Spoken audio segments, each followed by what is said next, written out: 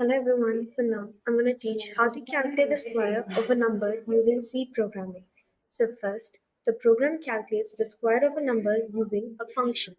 A user-defined function named square is created.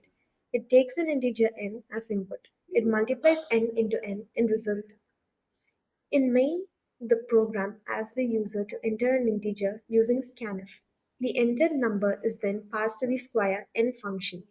The function returns the squared value, which is stored in a variable a.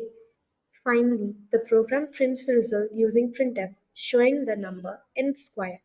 In simple words, first you enter a number, then the function squares it using the formula n into n. Then the program prints the answer, and this is how we find the square of a number using the C programming. Thank you.